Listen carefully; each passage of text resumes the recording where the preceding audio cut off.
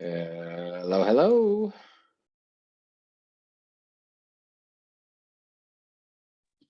Good evening, Professor.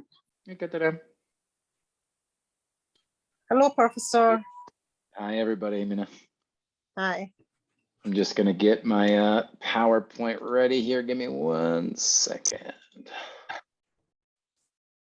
I hope you are all doing well. Thank you. Hello, Professor. Hi there. Hi, how are you? I have to say that today I have joined the class, but I can't speak because I have some problem in my neck. So the doctor told me you don't speak or move your head. So Okay, for this reason, I can't. So stop talking. Stop talking right now. I understand. Thank you. Thank you for telling me. Take care of yourself. Yeah, of course. All right. Let me get my materials ready here. I hope you are all doing well. Okay, there's that. There's that. Hello, Professor. Hi there, how you doing? I'm good. How are you? Okay, I am okay. Okay, we'll look at that today. Yeah, we got lots of stuff to do today. That was just for grammar class. Let me finish Hello, this. Professor. Good evening. Hi there, how you doing? Good, thank you. Excellent.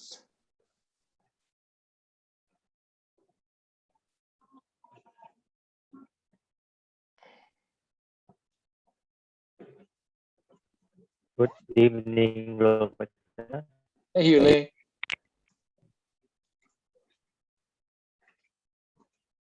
There it is. Okay. Let me make my, so that I can see all your boxes. Just want to say hi. Mohit is here. Hey, I said hi to Mina Khatara. Hey there, Veronica's here. Nilab's here. Hi, Nilab. I know you can't talk. Don't talk. Mariana, hi. Nazi. Hi, Nazi, Professor. Hi there. Shakila and Sandy. Hi, Sandy. Good to see you. Hi, Professor. How are you? I'm okay. Thank you so much. And I already said hi to Huli. Hi, you guys. How are you guys doing? We'll start in just a minute or two here. I want to give people a little time, but how are you guys doing? I guess that says it all. Professor, thank you. Easy. A lot of pressure and assignment to do by the Lots of end work. of the semester. Yeah, I know. Let's just finish. 3 weeks, you guys. 3 weeks. Let's finish. I am so ready to not be at the computer all day. Oh my goodness. I don't want to finish. I You don't want want to to? continue. You do? Yes. You're the only one who still has energy. I want to, you know, I love teaching, Sandy, but I need a little, I feel like I need like 2 weeks. I just Yeah, need you a need little the rest. break. I see. Yes. I always want to keep learning and teaching, but I just need a little break. Fawad says hi. Hi, Fawad. And Arifa's here. Good to see you. Arifa was just here from. Hi. Hi there. Oh, Circle M's here. Hello, everyone. Hi there. How are you? Pretty good. Good. Professor, my first assignment, I just changed the topic. Is that okay? Because you, I mean, suggest to me the team is not look like this one, and then I just changed the topic. Sure. And then Yeah.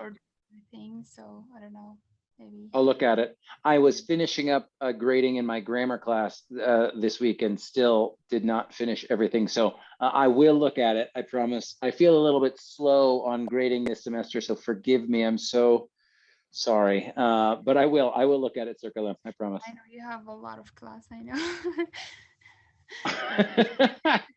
I'm not complaining. I'm very lucky. Life is good. Life is good. You're good too, teachers. That's why. I'll look at it. I'll look. I promise, Circle M. Thank you for letting me know. No problem. Hello, Professor. Hey, Shamla. Hello, everyone. Hello.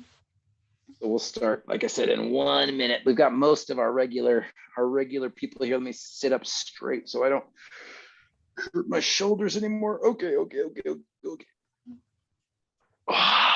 Here we go.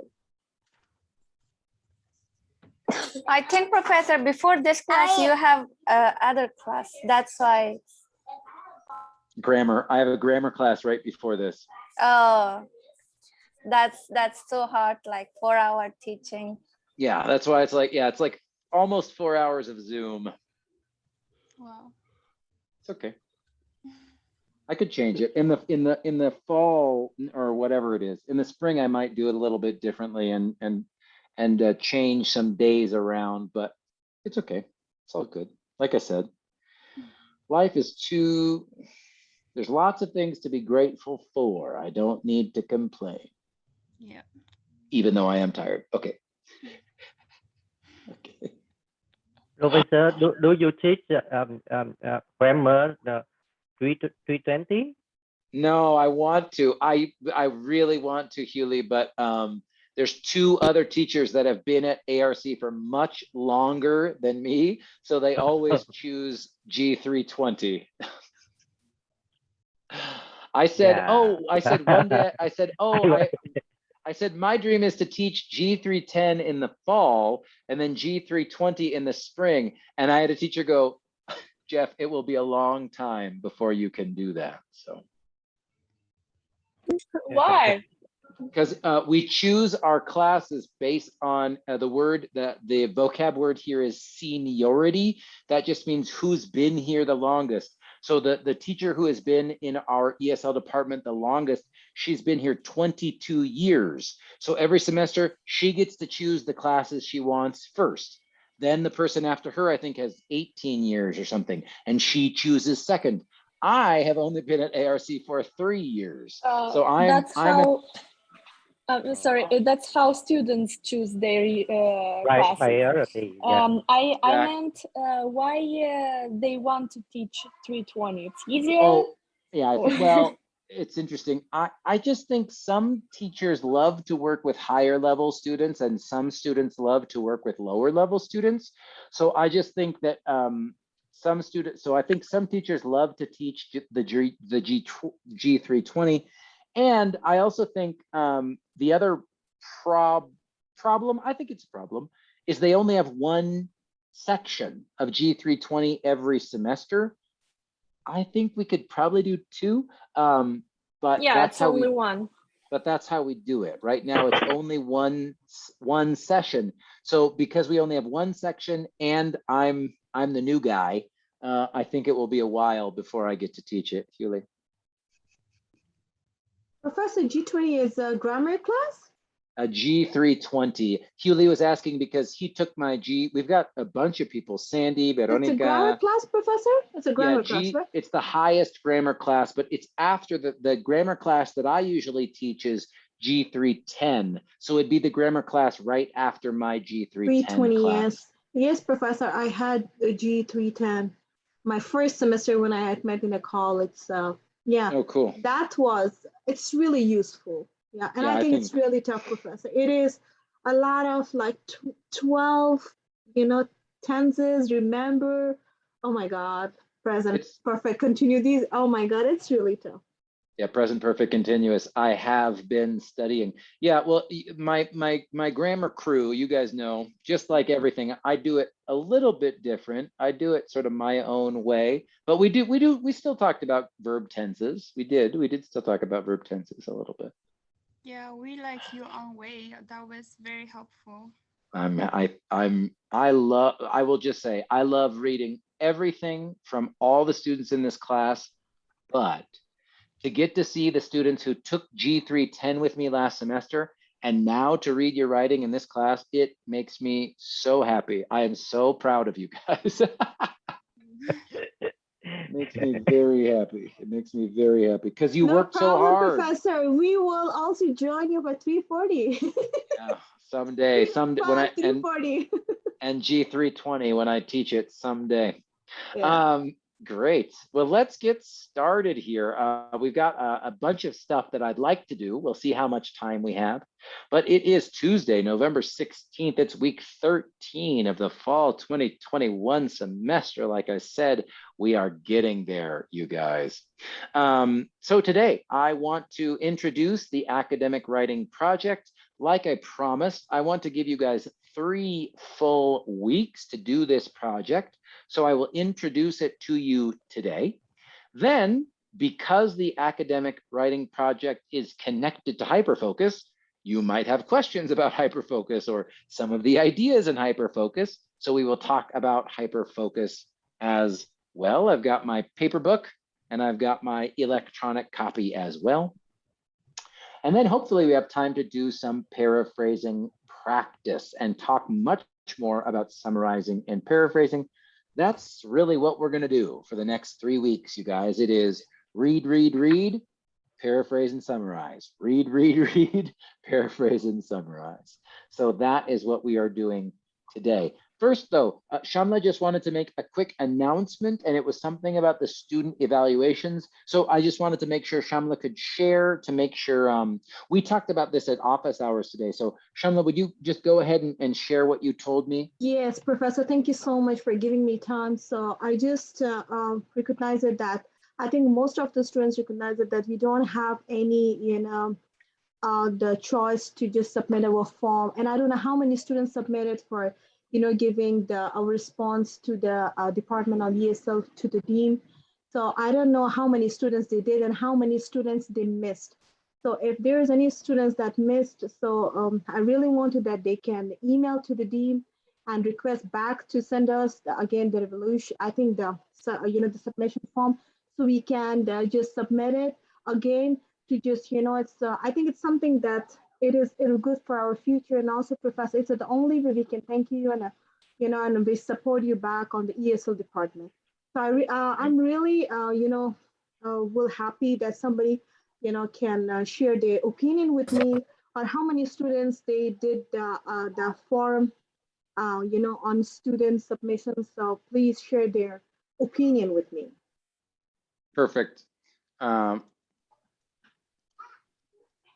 And I'll tell you who to email. If the students, they already submitted, so they can share their opinion or they can speak or just write in the chat. If the students, I'm sure a lot of students, they missed it or probably less than that, but I'm sure, other students want the opportunity to submit it because I did, but the last question I missed it. So I was really, feeling bad that it's not submitted. It's all good. So Shamla was talking to me about this at office hours, and I thought it just in case anybody else had the same problem. She's talking about this blue link here that says instructor course evaluations. Some of you maybe saw this, some of you maybe sent it in, but if you saw it, you did not send it in, and you feel like you still want to or want to find out, hey, can I still submit this? I just put the person who is in charge of this, her name is Lilia Dorofeyev, and you can email her at dorofel@arc.losrios.edu and just say, hey, I'm in 325. I had a question about the course instructor evaluation. So in case you did not submit your evaluation, that's the best thing to do. Does that make sense, you guys, or any questions about this? Is this form about the students or about the instructor, Professor? Me. It's about me. My goodness. Oh, Should now I...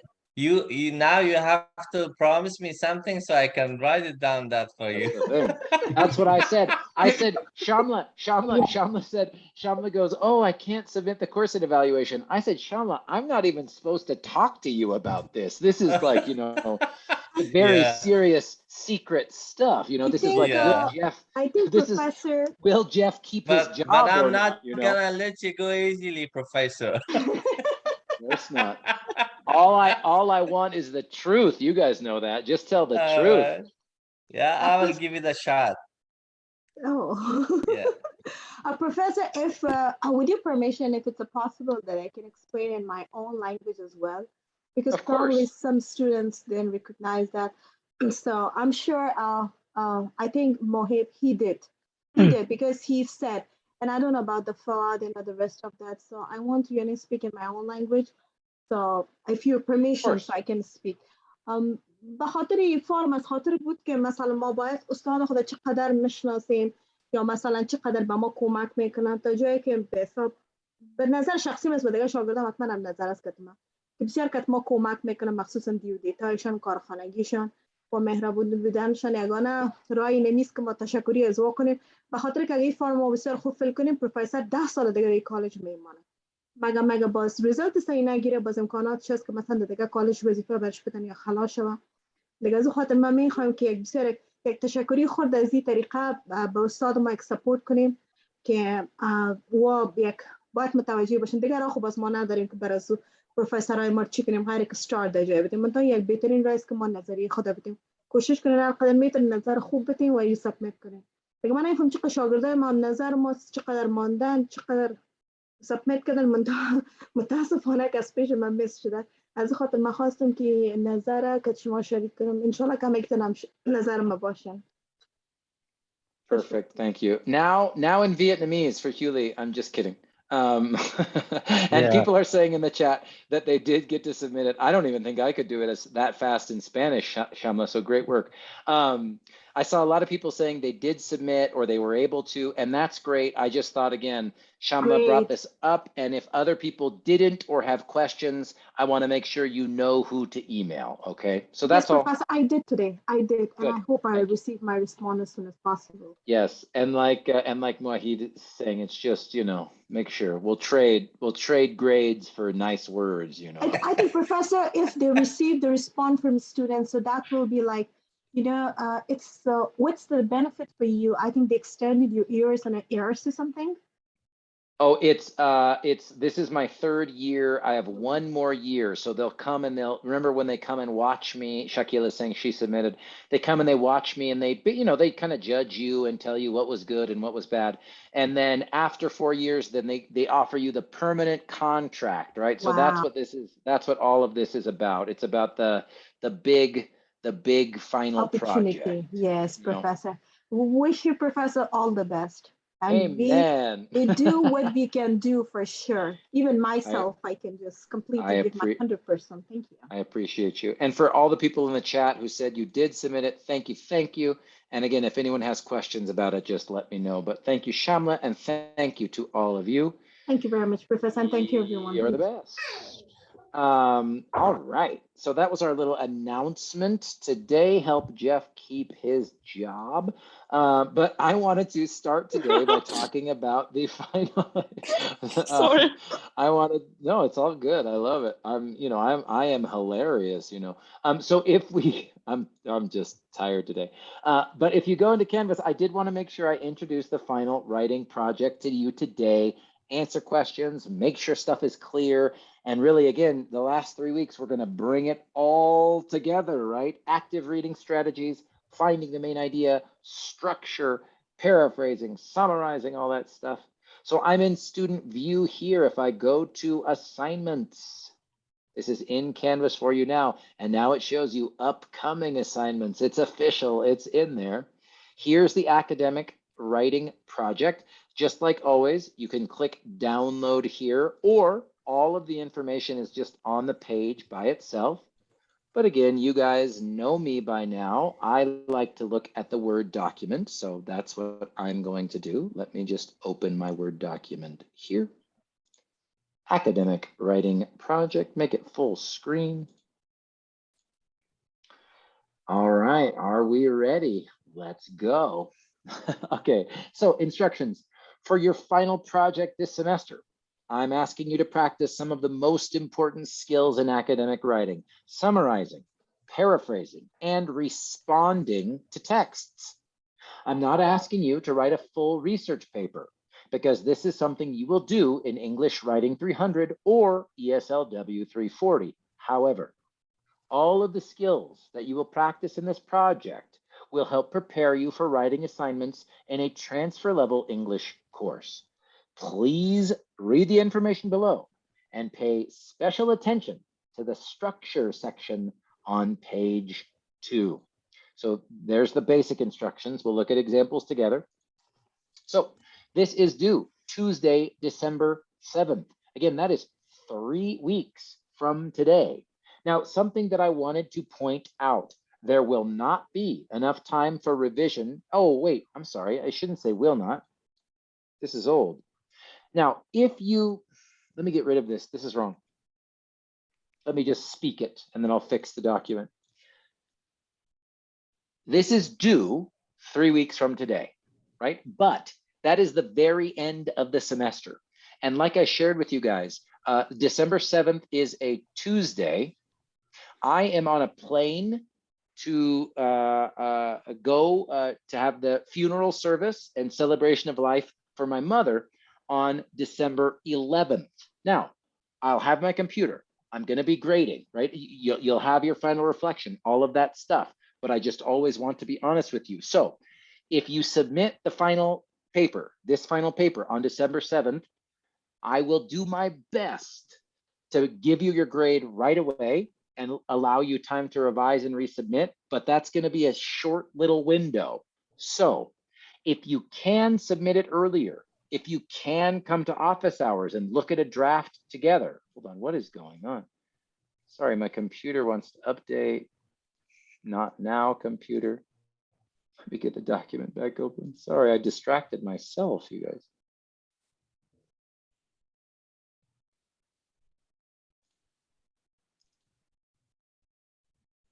Here we go. Oops, wrong one, wrong one. My poor brain, you guys. There it is. So what I was saying is, if you can submit this sooner, or if you can talk to me in office hours, or even if you just email me a draft, a Word document and say, Jeff, look at this. What grade would you give me? I would love to do that to help you have time to revise and resubmit, just because what I don't want is you send me a paper on December 7th, there's major problems, and I don't get to grade it until December 12th or 13th or 14th or whatever, and there's not very much time for you to revise and resubmit. Okay, so think of the due date as like the last possible date. But if you get it to me sooner, I'll look at it, grade it, give you feedback, and you'll have even more time to revise and resubmit. That's my sort of solution for how to fix, how to sort of give you guys the most opportunity possible. Does that make sense, what I'm saying about the due date, you guys? Yeah, yeah. Yeah. Yeah, if we finish soon, or we finish my draft soon, we send you. You please consider to grade of your time to correct as soon as possible, so that you have more time to work with you in office hour. Perfect. Yeah. Shuley's got it exactly right. So again, if you need all 3 weeks, I respect you. Take your time, do your thing. Right? That's all good. But if you want feedback and you want to be able to revise and resubmit, the sooner the better, just for, you know, your life and my life too, I think. So, but again, this is the final due date. So if this is the only time you can do it, I respect you. It's all good. It's all good. Any questions at all about the due date before I look at the rubric? No questions so Professor? far. Let's Yeah, go. I'll go. I said no questions so far. That's Okay. it. Professor, Professor, my I'm question. sorry. Good. I've got I know I hear Shamla and I heard somebody else. Let me open up my windows here. Shamla, go ahead, and then I heard somebody else. Professor, so we just have one major writing for the final, that's it, right? I will introduce again, like I said last week, I'll talk about the final reflection probably in 2 weeks. But this, I don't want you to even think about anything other than hyperfocus and this writing assignment. So Professor, this is the thing that we have to submit it before December 7th, because December 7th will be the due date. And we have a 3 weeks for writing this major writing, which is we have to supposed to write 1,200 to 1,500 words, right?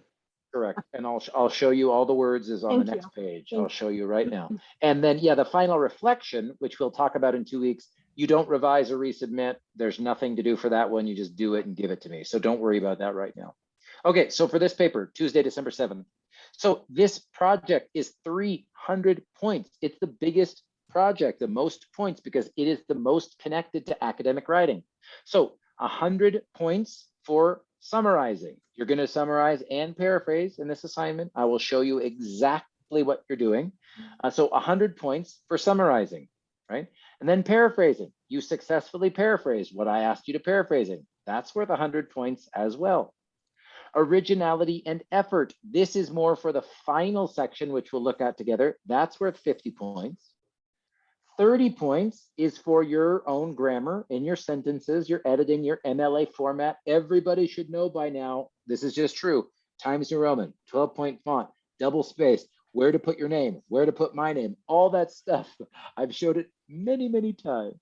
So that's what I'm talking about with editing.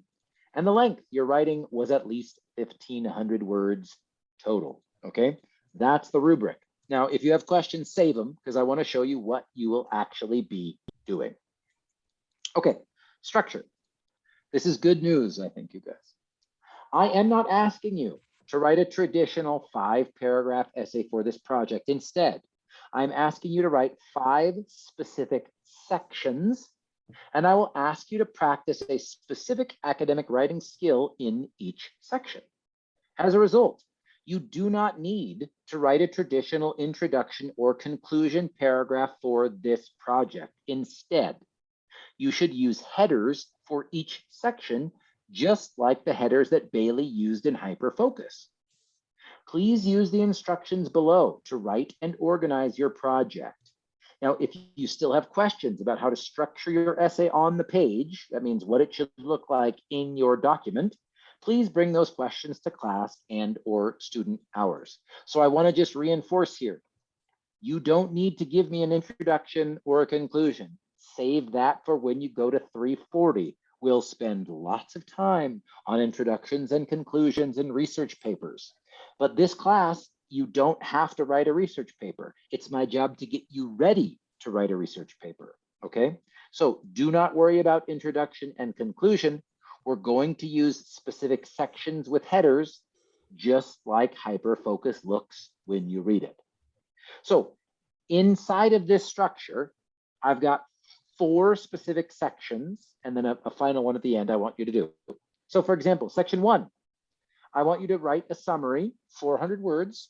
I want you to summarize page 19 through 22 of the book.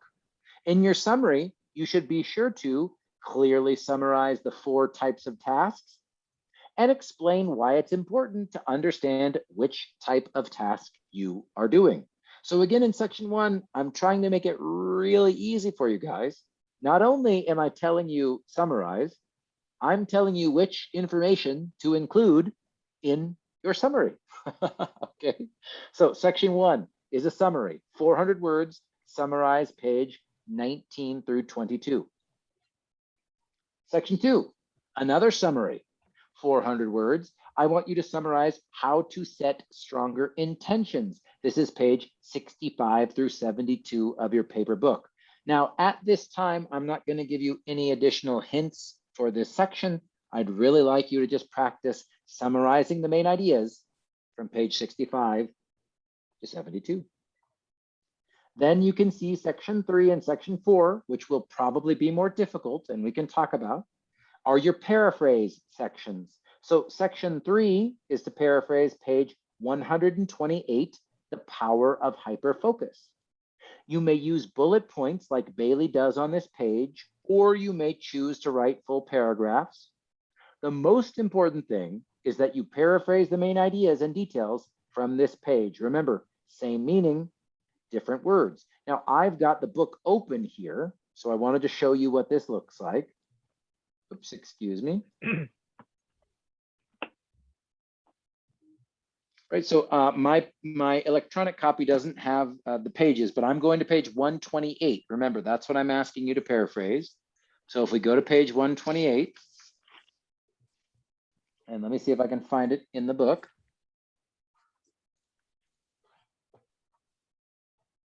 The electronic copy of the book, excuse me.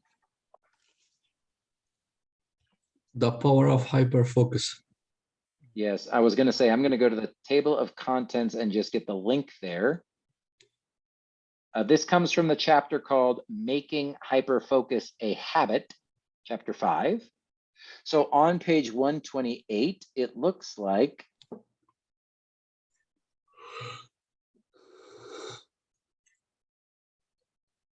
this, right? So page 128 starts with the power of hyperfocus. And really, it's just this, it's just these, it's this, right? This is page 128 in your book. In your paper book, it's this. So when I say in the document, you can just use bullet points exactly like he does in the text and paraphrase these, that's fine. If you want to write just a longer, a very long, sort of a big long paragraph paraphrase, that's fine. But when I say on page 128, right, paraphrase page 128, I mean, I'm asking you to paraphrase these words that I've highlighted here on the screen. Does that make sense? What I'm asking you to do? Yes. Awad says yes. I see Mohid nodding yes. Good. And I'll finish with the instructions. Yes, Professor. This one, yes, I got it. Yeah. Excellent. To, And then let me go back into to paraphrase, to summarize. this one's paraphrase, exactly, Hewley. So page 128 is a paraphrase. And again, notice, just like we've been talking about, 19 through 22, that's 3 or 4 pages, right? So you're going to take 3 or 4 pages and turn it into 400 words, like 1 paragraph, 2 paragraphs. And here you're going to summarize 7 pages, right? 400 words. But remember, paraphrase is about the same length. It will probably be a little bit shorter. That is fine, but it should be about the same length. And notice, that's why I'm only having you paraphrase 1 page, not 5 pages, 10 pages, whatever. And the last one, section 4, paraphrase. Paraphrase the first 3 paragraphs of page 169 under the title, Rest is Not Idleness. I will show that to you right now. You're going to begin with, it often doesn't feel right, and end with, you should feel guilty about not taking breaks. Now, let me show you where that is in the book. Page 169. This is where we introduce the scatter focus idea. And I'm going to go in 169 in my paper book. It's under the chapter Recharging Your Attention.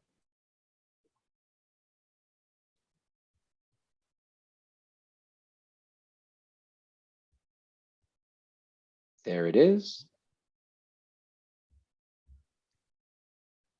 And let me make sure I show you exactly what I want you to paraphrase. Oh, I clicked off the screen here.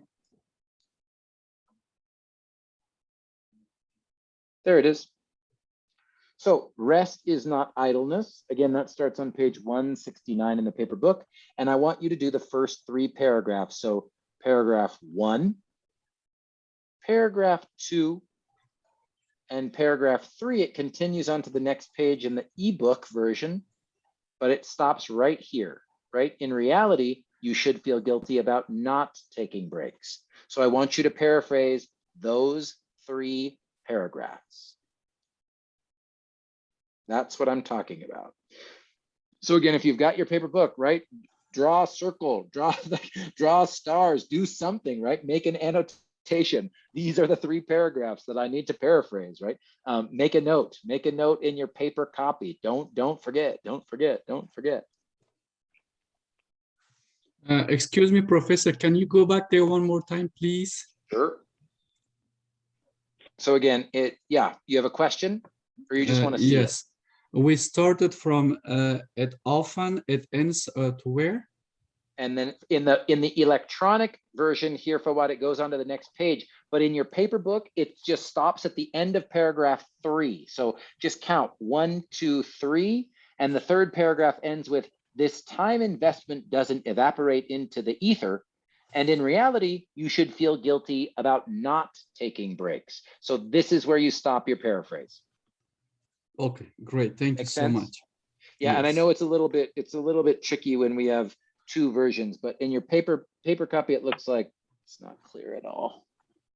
It's the filter. Anyway, 3rd paragraph, at the end of the 3rd paragraph on page 169. And thank you, Fawad, for clarifying. It's important. I really want to make sure you guys understand exactly what I'm asking you to do, right? Professor, it's 2 big paragraphs, right? Yeah. Yep. So Yes. 2 summaries and 2 big paraphrases. That's exactly correct. Yes. So I have a question about session 2.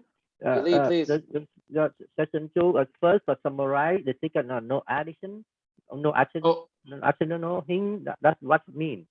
This just means in the summary, I was in this first one, Hewley, I'm sort of telling you what to include in your summary, right? I'm saying, okay, when you summarize, include the 4 types of tasks and explain why it's important. I could just delete this, right? And just say, I'm not telling you what to include in your summary in this one. I'm just saying, go summarize it.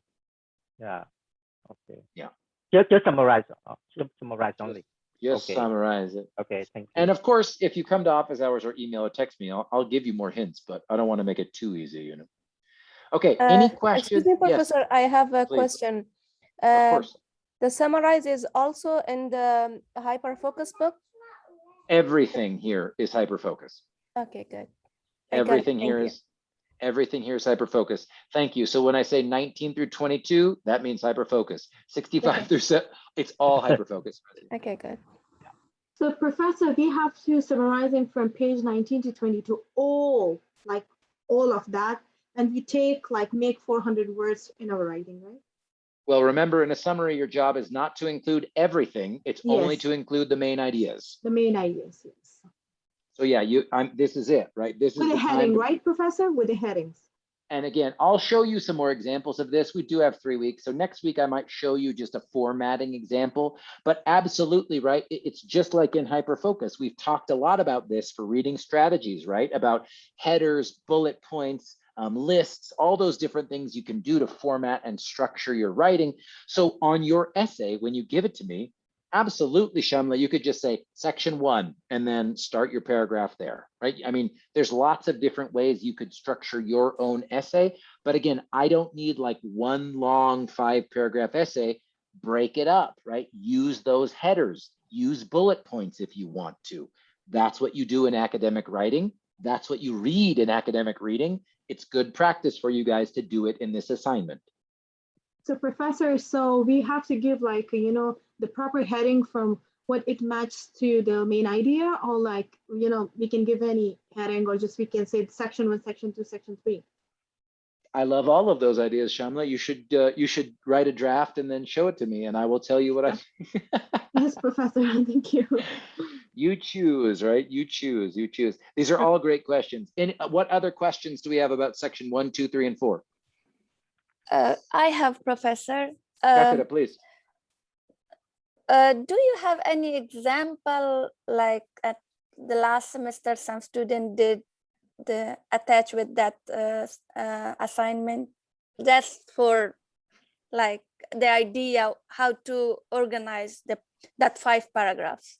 Yeah, I might show you an example for structure, but I'm not going to show you other students' examples of paraphrasing and summarizing. So yeah, like I said, Mariana, I'm afraid of section 5. It's coming up. Oh, that was just to me.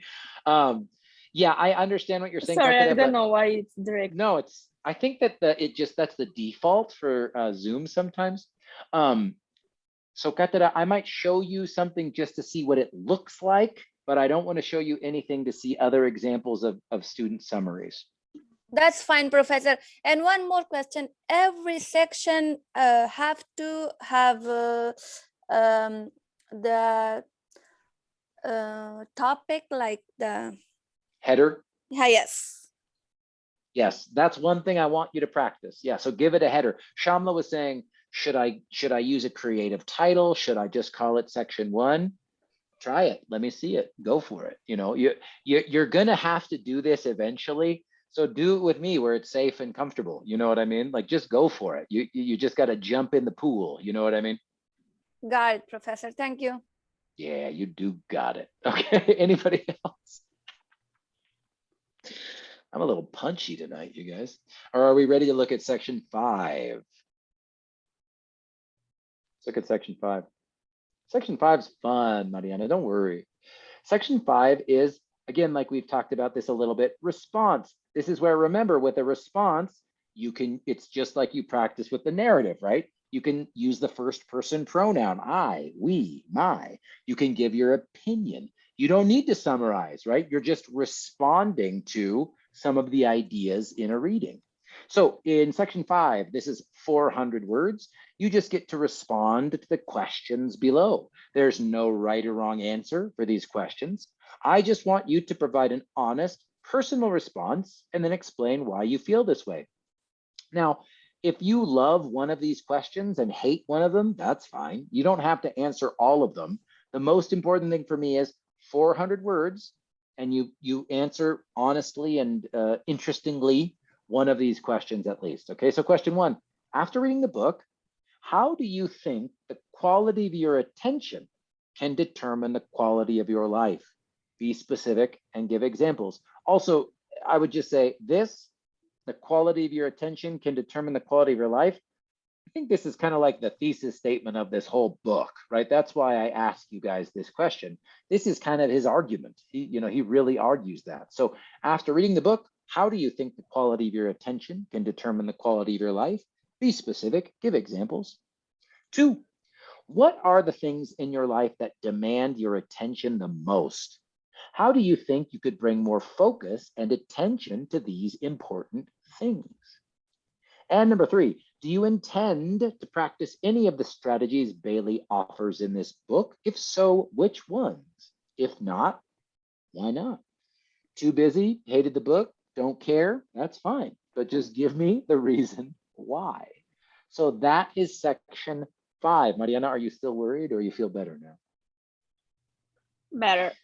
Good. Yeah. I think this is one, have fun. I hope you have some fun, right? I make you read the book and then I make you do the paraphrasing and summarizing. But here's just some time to tell me what you thought, right? It's really just a time for you to practice that critical thinking skill, you know. Shamla says, yeah. So that's it. That's the assignment, right? 2 big summaries, 2 big paraphrases, and a response. And is he, why are you laughing? Very And few nothing. assignment. Very few assignment. You think it's big? You think it's a big assignment, Huli? Yeah. Well, you know. So we're gonna have like 5 sections. Yes, exactly correct. Circle M is saying, will we have 5 sections? Yes. So that's, to cut that as a good question. You'll have 5 sections. That means 5 headers. I don't care if it's section 1, section 2, section 3. I don't care if it's a summary of the 4 types of tasks. I don't care. You know what I mean? Just try something, but I want you to practice using the headers like we've seen in Hyperfocus. I mean, this book kind of, Katera, is your example, right? I mean, like, I want you to try to write something that looks kind of like this in your document.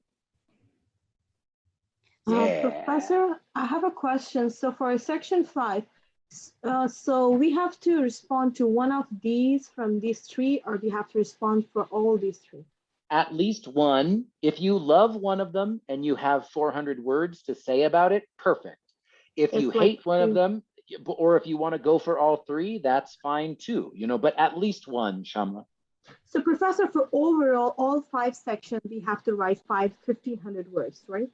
It's count for all overall section. I mean, no matter what you will, right? Because in section 1 and 2, you're doing 400 words. And then in the section 5, that's 400 words. That's 1,200 words right there before you even do your paraphrase. So I really, well, you tell me, inshallah, si Dios quiere, I think you will find this easy. You don't need to worry about the word count overall. You just go section by section.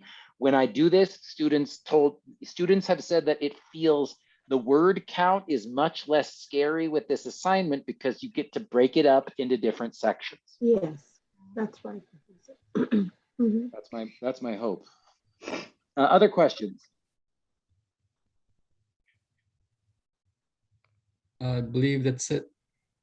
Yeah. Professor, the questions will coming day by day, every office hours. Of course, yeah. Well, like I said, today we had, I think, 7 students in office hours.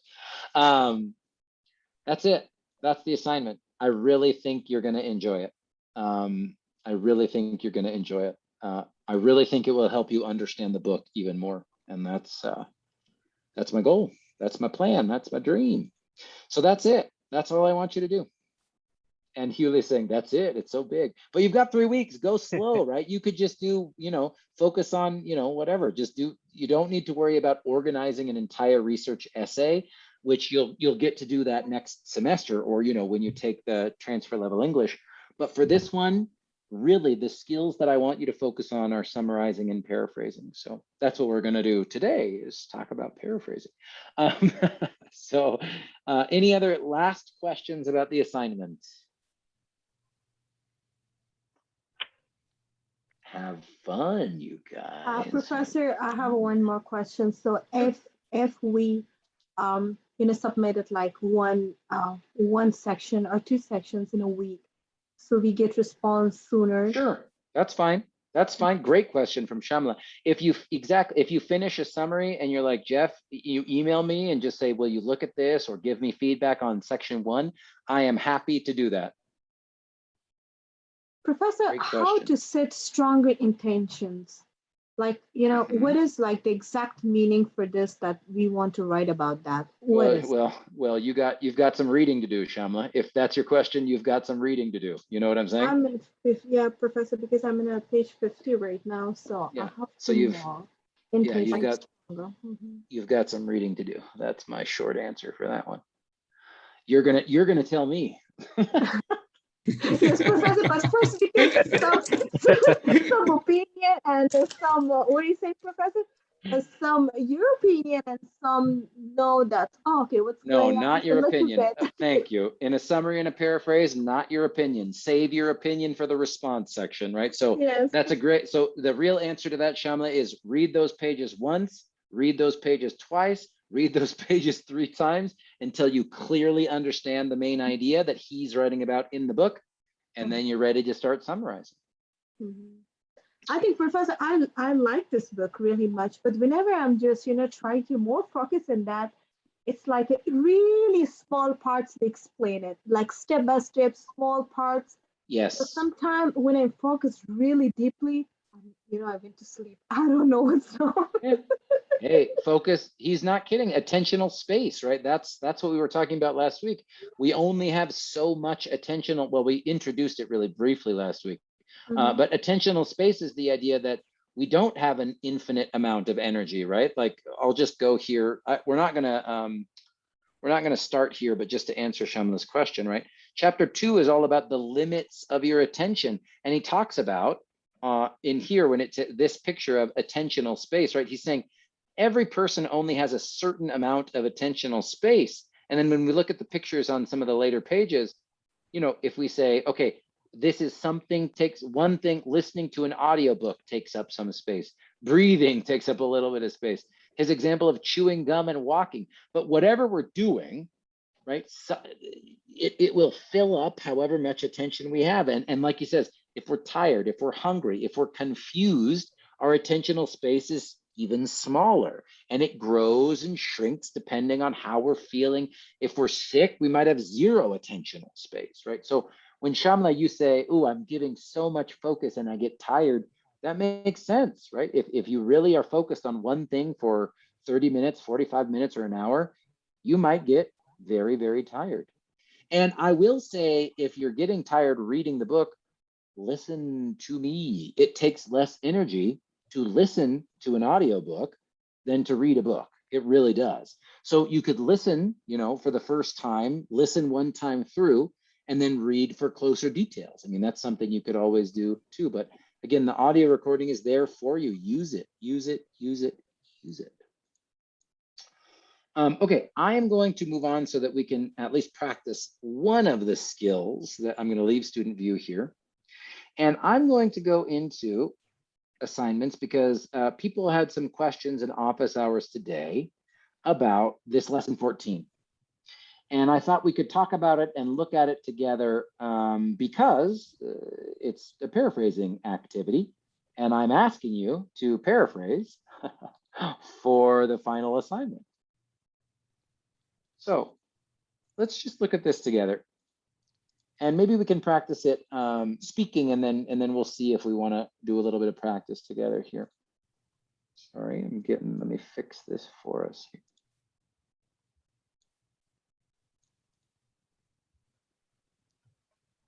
Okay. So remember, paraphrasing is, will someone tell me? I've been talking way too much. Someone tell me, what's the difference? What's paraphrasing? What does that mean?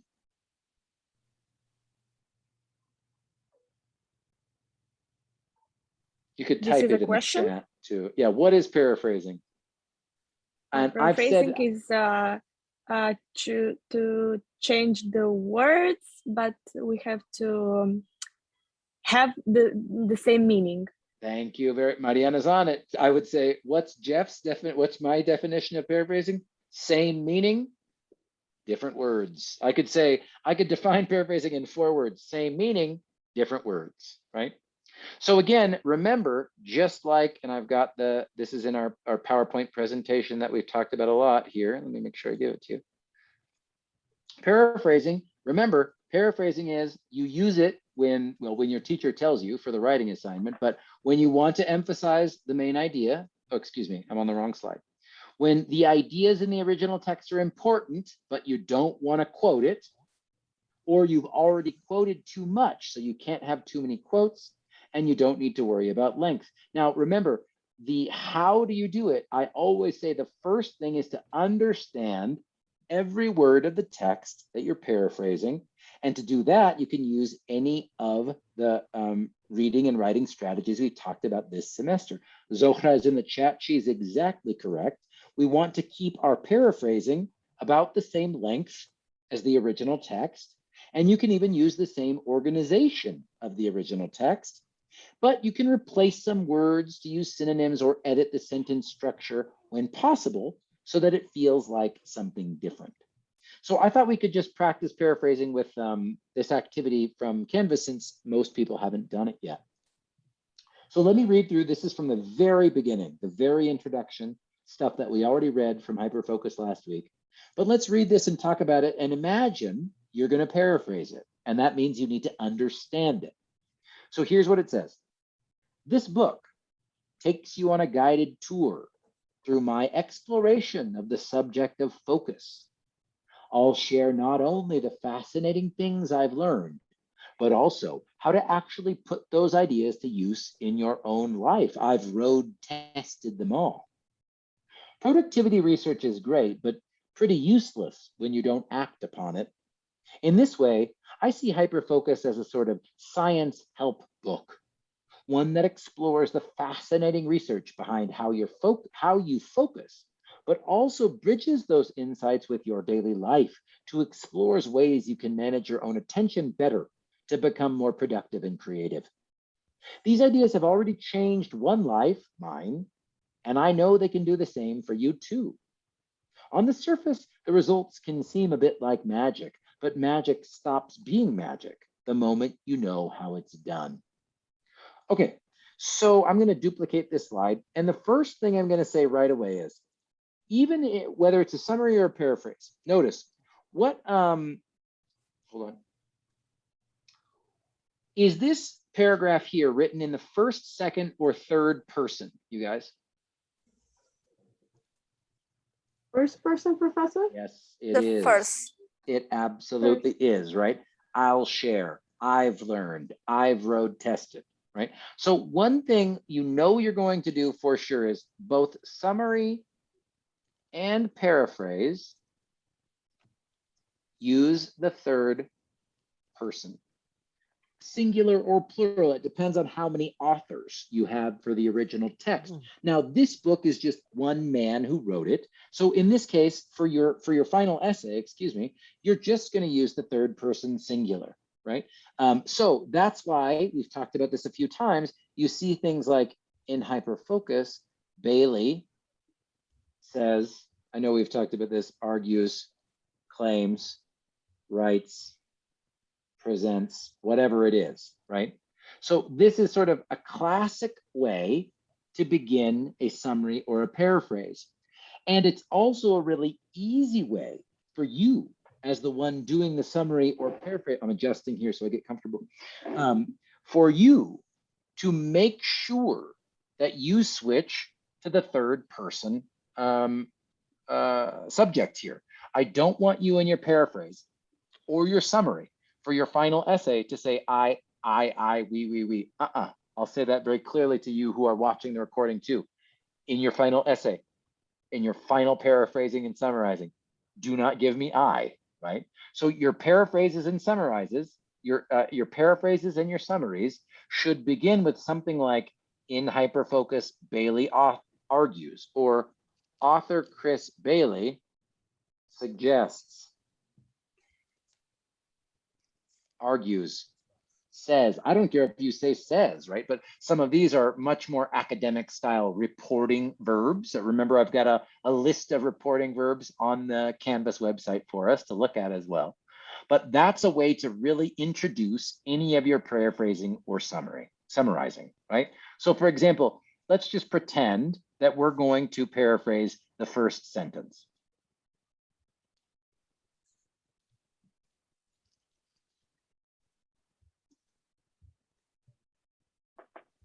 I don't want bullet points, but give me a second to fix this. So this book takes you on a guided tour through my exploration of the subject of focus. Does anyone want to talk through it or type it in the chat? How could we get rid of the first person pronoun here and start to introduce the ideas that we need to paraphrase here? Any ideas or suggestions? Type it or speak it. What could we do? I'll just take notes. And this over here, this and you is a pronoun. You is a pronoun, absolutely. Yep, you is a This- second person pronoun, and this is a first person possessive pronoun, right? Possessive pronoun, yes. But what about this over here? This could be a demonstrative pronoun as well. Yeah, well, this is a possessive determiner, Okay. like my 310 students know. But again, it doesn't matter, right? Like, Okay. let's not make it too Complicated. yeah, exactly. Let's not stress too much. Let's just see if we can follow my example that I'm just trying to give you. Hold on, let me get rid of the, I don't want bullets. I want that. There we go. And I want to make sure you can actually see it.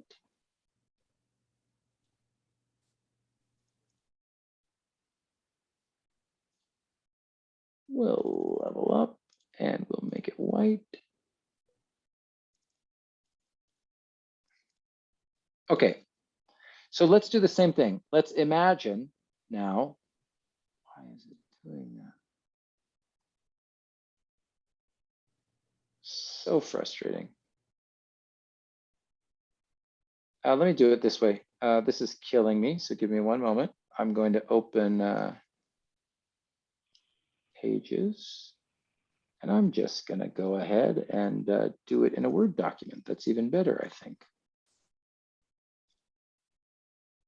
So this book takes you on a guided tour through my exploration of the subject of focus.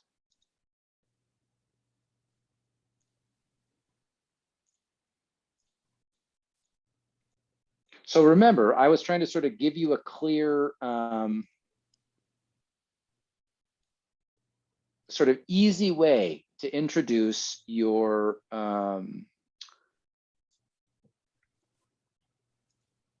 sorry, you guys, this is killing me.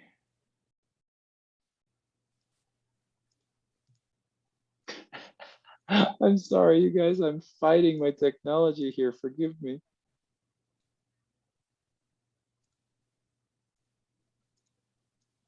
And now I need to change the background.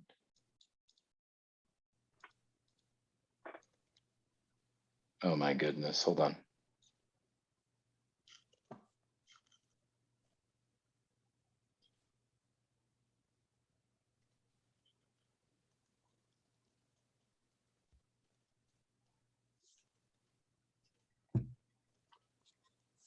Okay, so remember, I was sort of saying an easy way to introduce a paraphrase or summary is to say in the book, Hyperfocus,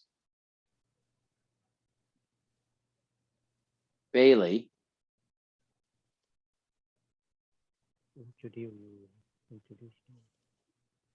Now, we were talking, I gave you some possible verbs here, but if we notice something, this is from page 5, right? This is from the very beginning of the book where he's sort of explaining what will happen, right? This is what we talked about last week briefly. So are there any verbs that we could use to sort of show the reader, okay, this comes from the beginning, this is the introduction, this is sort of the opening presentation. What kind of verb could we use here? In the book Hyperfocus, Bailey does what? Introduce. I love it. Now again, if you're paraphrasing or summarizing something from the introduction, I think using the verb introduces is great. I think that's absolutely great. So what does he introduce? The book. Good. And how does he do that? By doing what? By his explorations. By giving suggestions. So, let's just stick to this sentence. You guys are way, By, like, it's almost like you guys are too smart for this, but it's good to go slow. So let's just stick to this sentence. I think that Fawad gave us a really important keyword. I think exploration is a really important word. Now, it might be so important that we don't change it. Maybe that's the one word we keep the same, or we can think of a synonym for that word. But let's keep going. So in the book Hyperfocus, Bailey introduces the book by what? We could by say summarize. pre-generation too, instead of exploration. Good, good, good. Pre- And Shamla, did I? Exploration of the topic. Good exploration of the topic. I love, and I saw in the chat, I think it was Circulim who posted, in this book, you are taken on a guided tour through my exploration of the topic. Ooh, really nice. Okay, so one thing I've noticed here, as you think about paraphrasing, exploration and focus. These are words that everybody has said. Circle wrote them in her chat. I've heard Fawad and Shamla, people have said these. So maybe remember, your job when you're paraphrasing is to get the most important ideas of every sentence, not just 3 or 4 or 5 pages, every sentence into your paraphrase. So let's focus on that. In the book Hyperfocus, Bailey introduces the book by telling the reader, right? That's where he says you. So instead of you, we understand he's telling us, he's telling the reader that the book is about, what is the book about? Focus. Yes, Sandy says focus. Good. And could we, Sandy, could you get the word exploration in there somehow? Or explore? Managerial rotation. Oh no. I think you're jumping ahead because again, you guys are too smart. Let's say this. I'm gonna something like this. This is how I could combine them. In the book Hyperfocus, Bailey introduces the book by telling the reader that the book is about exploring the topic of focus. Now notice I've said the book 3 times. We can probably do better than this, right? Let's just say this. In Hyperfocus, Bailey introduces the book by telling the reader that it is about. Thank you. It is about exploring the topic of focus. Let's see if we think that this is giving us the same meaning. This book takes you on a guided tour through my exploration of the subject of focus. In Hyperfocus, Bailey introduces the book by telling the reader that it is about exploring the topic of focus. Same meaning? Yes. Yep. Different words? Yeah. Pretty much. I mean, even just changing the first person subject to the third person subject, that's a really big change. That's a really big change. Let's look at the next sentence.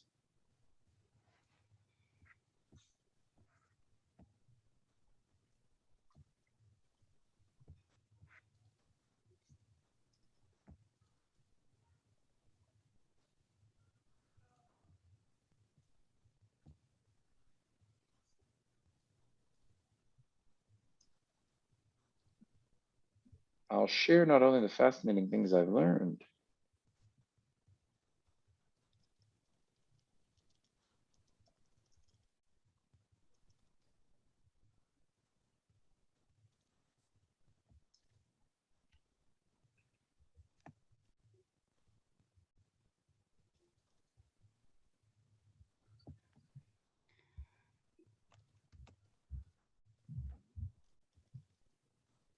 MashaAllah, what a great typing. I've got lots of practice, you guys. Okay, so let's see if we can just build our paraphrase here. Okay, so this is going to be our first sentence now. Here's what we're going to paraphrase in the second one. I'll share not only the fascinating things I've learned, but also how to actually put those ideas to use in your own life. I've road tested them all. Now, what are the key words here or key ideas? Notice, I'll tell you right now, if anything is in parentheses in anything you read, it is not the main idea. Parentheses means like side note, little information, sort of baby note, right? Exactly right. So let's just highlight 2 or 3, what are the most important words in this sentence for us to look at? Fascinating. Share. I have learned. Okay, I've learned. Fascinating. Fascinating. Okay. Online. I hear a vote for fascinating. Yeah. How to actually put those ideas in use my own life. Fawad's using, I do think actually is really interesting. And we've got, so we've got two ideas here, right? He's talking about his life and my life, the reader's life, right? So what is he saying here? Yes. Now I'm asking you to kind of just summarize this, but what's the idea in this sentence? He provide not only interesting thing that he is parent. He is parent and how to apply Good. the idea in his life, his own life. I love it. Now, Hugh Lee did a great synonym there. He said apply, right? So instead of put those ideas to use, Hugh Lee says apply. I think that's a great word to use in our paraphrase. Absolutely. So Hugh Lee's saying it's not just interesting. We're gonna do it, right? We're gonna put it into action, right? I think that's exactly right. So now, how could we, anybody again speaking or put it in the chat, how could we change I'll share and put this into the third person here? So what pronoun should we use? He provide. Thank you. And now how about a verb? He what? Suggest. Suggests. Good. Suggests. Okay. Anybody else have one? And does he suggest? Is this advice or is he just telling us things? Advice. You think it's advice? What's the advice? I don't think he's giving us advice yet, Cindy. Advice and suggest. Same thing to me. Provide, can be used provide. I think he's telling the reader what he's going to do. It's an advice. He He's gave saying, idea. And it's also a Good idea. suggestion. It's a I don't suggestion. I think he tells the reader that what? That the information, what about the information he's going to share? We'll get to advice, you guys. We're going to get to advice in a minute here. But I think first in this sentence, he's saying, hey, I'm going to tell you something. Here's what I'm going to do. Here's what I'm going to tell you. So he tells the reader that what? This was that apply. Hewley, you want to get in there? And how did you say apply? What did you say? His suggestion, Professor, or the experience? Hold on, I want to give Hewley a second. Apply those ideas in your own life. Oh, good. Okay, he tells the reader that they will be able to apply the ideas in the book to their own life because, now let's say this. What's this?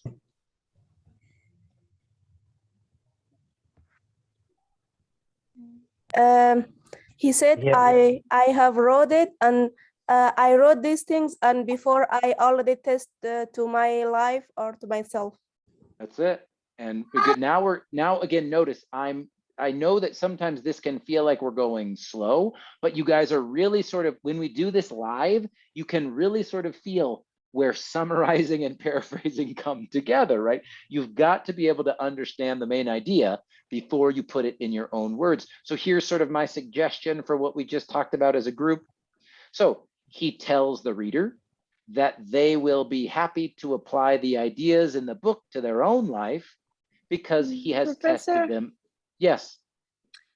Why doesn't it sound like, for me, I don't know, he tells the reader, oh, okay. You already corrected, okay.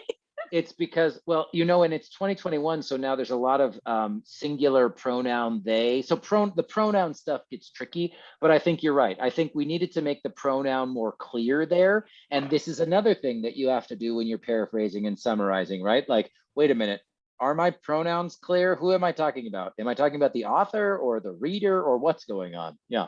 So thank you, Mariana. You're exactly correct. He tells the reader that he or she will be able to apply the ideas in the book to their own life because so we could say this. If we're If not clear, Professor, go ahead. I'm sorry. No, please. Because he has a experience of them. How about if you write? Good, because he has experience testing all of them, or he has experience using all of them, trying all of them. Absolutely. Yeah, absolutely. And I'm using Hugh Lee's great word of apply here. So Bailey tells the reader that he or she will be able to apply the ideas in the book to their own life because he has experience testing all of them. He has experience trying all of them. He has whatever it is, right? Whatever it is. Did I solve the problem, Mariana? It still feels a little bit strange, but I think it's clear. Professor, I do have a question. Please tell me. Okay, paraphrasing is different words, the same meaning and the Yes. same length. Okay? Yep. The same Yep. length. Yep. But is there any way we could have like a open structure or open sentences like more than this? What do you With- mean open? Tell me like- what you mean by open. Like more explanation, less meaning. You want to give me an example? For example, in this sentence that we wrote, Bailey tells the reader that she will be able to apply the ideas in the book to their own life because he has experience testing all of them. So instead of this sentence, this is a short sentence. Yes. Can we have a big sentence, like a long sentence? Or is it possible? I think generally, Mhm. since we're going right now, we're going sentence for sentence, right? We're going one after the other. I still think the best way to imagine paraphrasing is about the same length. What Okay, you're, great. I think, Fawad, what you're talking about, the idea that you're imagining is better for summarizing when you can say, okay, here's the main idea. And then you can give more context, you can give Yes. more information, Yeah. you can include, That's you what can I make was sure, thinking about. Yeah. yeah, yeah. So we'll practice summarizing next week. I really wanted to make sure we got detailed look at paraphrasing this week. So, Okay, great. Thank you. okay, so instead of I'll share not only the fascinating things I've learned, but also how to actually put those ideas to use in your own life. I've road tested them all. We've got Bailey tells the reader that he or she will be able to apply the ideas in the book to their own life because he has experience testing all of them. For me, this is a successful paraphrase. And we kind of pieced it together like a puzzle from all of the class. I see Shamla's hand. Do you guys start to see how this sentence is same meaning different words? And if Yes, not, we tell do me. see. Yes. Shamla, tell me. Yes, Professor. And Professor, my question is that so the video that you sent to us about the paraphrasing that we saw in YouTube, and it Yes. says that like four best ways that we can paraphrasing. Yes. I think the three of that I really remember that was changing the changing the position of the sentences, changing Yes. the tenses, and changing the specific words, not Yep. all the words, but specific words, like because we cannot change all the words with the same the same word or sentiment, but after that if we do that, it looks so like strange and ugly. But we can take some words from the from the passage and some words Yes. exact the same. So Professor, how how much how many percent you're satisfied with their opinion that this Well, it's not about opinion. I think you said the word ugly. In my experience teaching this class, when students first start to practice paraphrasing, it's ugly because this is hard, right? But the only way to do it is to do it. So this is why I tried to put this activity in Canvas before the final essay, because it's just good to get practice. Usually the first thing students want to do when they paraphrase is just find synonyms. Okay, so they'd say, I'll share I'll get rid of not only. Not only means also. So I'll get rid of that and I'll also share the fascinating. Okay, I can't say fascinating, so I'll just replace that with a different adjective. I'll change it to the interesting, and things is too much. So maybe I'll find a synonym. Things is like items I've learned. Okay, I'll keep learned the same.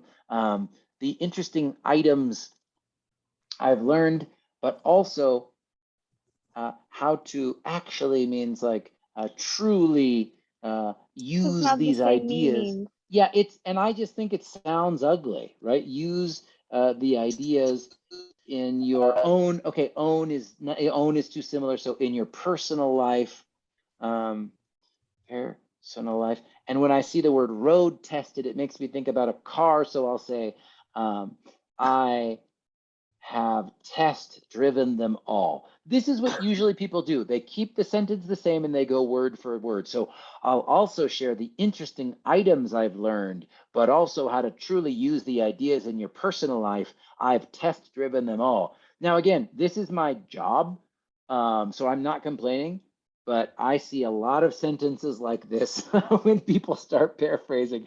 And the thing is, you have to go through this first stage when you're practicing, right? Yes. If this is the only thing you feel comfortable doing right now, okay, that's fine. Go do it. But then what you need to see is hopefully you can see the difference between these two sentences, right? If you just change word for word, your sentences are not going to sound natural. They sound weird, like Yeah. they sound like Google Translate. But I don't expect people to be able to do this perfectly right now, right? That's why we're practicing. But what I do hope is that you can see the difference between these two sentences, even though they have the same meaning. One feels much more natural and the other Yeah. one feels a little bit more like Google Translate. You know what I'm saying? Yes, Professor. And that's the point that they show on their, presentation. It says that's fine, but for academic writing, this is good, like, for passing score. But if you want like a perfect score, you That's have to, it. change like That's the it. specific words and the That's position of the replace the sentences and I think the tenses, so it works. So. That's exactly right. That's exactly right. That's exactly right. Productivity research is great, but pretty useless when you don't act upon it. Professor, at the end of this passage, there is a magic to magic. But Professor, to be honest, when I read that, I really don't know how to paragraph it, paraphrasing that one. That's why we're doing it live right Oh my now. God, Professor, yes, it's really like I think it's a kind of something, I don't know, it's a famous saying or something, but it looks like that. Yes, I agree with Shamla, Professor. When we doing during the class, like we're going very good. When we do our homework, like say Yes, when we do, but we what we write. do. I Yeah. know. No, I know. It's why I like to do it live, right? Like I talk about this with other teachers all the time. You guys, paraphrasing is hard for native speakers who graduate from high school. This is a huge, in my opinion now, this is a big problem in American education. I really hope that when your children, the people who have children, if you have kids, when they go to high school, we teach students how to do this better, because I went to a US high school, right? And I didn't really feel ready when I got to college. I had to figure it out, and this is something I'm really passionate about, is helping students learn these two skills, because I think a lot of times teachers are like, oh, students don't know how to paraphrase. But then I always ask them like, well, who taught you how to do it? And many Americans can't remember. Like you just kind of get it from, like you just kind of feel it if you go to high school in the US. So it's really hard to learn. It's really hard to teach. It's really hard to, understand as an idea. And that's why I think sometimes the best way to do it is to just do it together, right? And talk about it and answer questions and make mistakes. And it's like I said, it's harder for the teachers, but I think it helps. Hopefully, it helps you guys learn better. because you know, watching a YouTube video is really helpful, but that's not the same thing as learning. Even You know what I top mean? professor, you graduate from high school in the United States and you all education, you know, it's your country that you're originally here. So it looks difficult for you. And for us that, you know, that we came from other country and, you know, we just Yeah. graduate from high school there to came here. So I think it's more complicated. But the main point, there's something that I really, it's not a complaining professor, but it's something looks really, you know, rare to me. But whenever you speak with the counselors, like 80% counselors give you advice, oh, start your regular classes. And you're, you know, and when you pass your ESL assessment test, you was, you know, qualified for 310, for like, you know, for reading, writing 315 or less than 55, but they always encourage you. But I don't know, I'm sure, but what is their, you know, point of view that how can this student can reach on 300? Because professor, my husband, he passed that class. So I know it's really, it's not easy. And the professors, they just, you know, not checking anything, just give you videos, and there's just, you saw, you know, you're writing. It's not like thing, you know, the things that ESL professors helping you. So professor, I think it looks so strange for me, and I really wish that they have a special counselor in ESL department to help ESL students. They have to Maybe hire someone. Yeah, maybe it's like, someday. Yeah, maybe yeah, someday. And I could say a lot of things about I could say a lot of things about my opinion, but I will just say, Shamla, I agree. I think that it's important for students to take the classes they need, but and not that's right why now. counselors say, hey, take English 300, just go do it.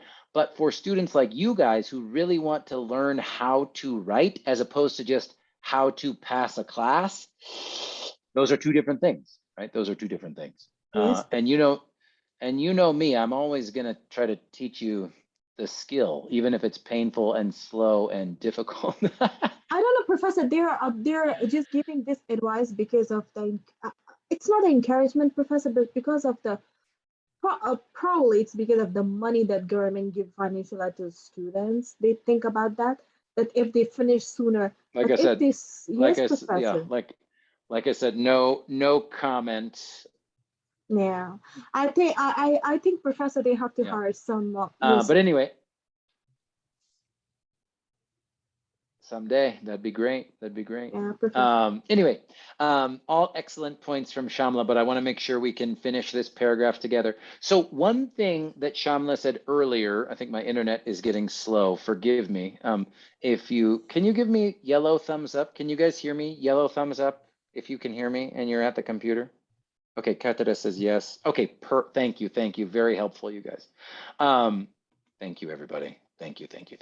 Okay, I thought my internet was getting slow. Okay, so Shamla brought this up earlier from the video, which is about changing word order, not just the vocabulary. So in a short sentence like this, productivity research is great, but pretty useless when you don't act upon it. One thing I'm just gonna give you advice. Thank you for what. One thing I'm just gonna tell you is sometimes students go, Jeff, like productivity research, there's no other way to say this. If you ever feel that way, you can think about changing the word order. So instead of saying productivity research, you could say something like research about productivity, right? Or research into productivity, or research that looks at productivity, right? These are ways to, if you think about how to make a phrase, like how to make change this phrase, you can just, this is like Shamla was saying, it's in one of the videos, change the word order. That can really help you. And if we wanted to change the meaning of the word too, we could say scientific studies about research, or research into how to be more productive, or studies that look at productivity, right? all of these examples, now I know easy enough for me, I'm a native speaker and I have degrees, you know, but I just want you to see examples, right, of how we can flip the words around, change some of the words, and make our paraphrase more successful, right? So which one do you guys like from this menu here? Scientific studies about productivity, research into how to be more productive, or studies that look at productivity? Which one do you guys like? The second one. 1, 2, 3. Fawad says 2. Sure. Let's go to 2. Research into how to be productive. And he says is great. Someone give me, let's just use a synonym here. Is what? Look good. Is good? Look good. Yeah. Research into how to be more, looks good, something like this. Mm-hmm. Research into how to be more productive looks good. Huli? Yeah, but it's waste. It's waste. It's we wasted. Nice. It is wasted. If we cannot implement it, people cannot implement it. Oh yeah, Hugh Lee's giving me great verbs from Hugh Lee today. Yeah, good. So research into how to be more productive looks good, but it is wasted when people cannot implement it. I love it. Does someone want to give me because remember, we could say this lots of different ways. I think Hugh Lee's paraphrase is great. Does someone have a different idea for how we could say this? But I sorry, officer. I did my paraphrase more than 2 weeks ago, but I think we should do it again. You please should not break my. No grade. No grade. I do it again. Well, no, that's fine. That's why we're doing this together, Hugh Lee. That's why we're doing. That's why we're doing. Professor, can we say scientific studies about productivity is wonderful, but it shows us. Sorry, what was that? I just make the sentence and I forgot. Scientific studies about this on wonderful. And remember, you're only giving me this meaning, Shamla. All I need you to do after but is this. So how would you say it? But